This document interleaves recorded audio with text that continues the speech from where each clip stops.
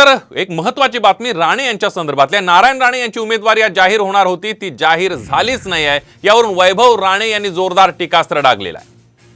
आपण बघतोय रत्नागिरी सिंधुदुर्गची जागा जी आहे ती महायुतीमध्ये कोण लढणार हे अद्याप ठरलेलं नाही आहे। राणेंनी प्रचार सुरू केलेला आहे, तिकडे किरण सामंत यांनी दावा सांगितलेला आहे, मात्र अजूनही या उमेदवारीबद्दलचा पेच आहे तो महायुतीमधला सुटलेला नाही आहे। वैभव नाईक यांनी काय टीका केली आहे बघूया।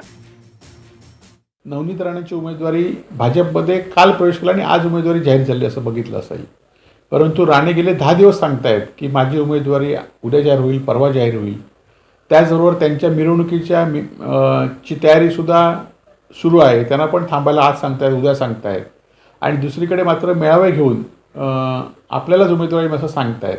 आणि त्यामुळे जर राणेंकडे स्वाभिमान शिल्लक राहिला असेल तर आता जरी उमेदवारी मिळाली तरी त्यांनी ती घेता कामा नये, तरच तो स्वाभिमान आणि राणेंच्या शब्दाला काहीतरी अर्थ राहील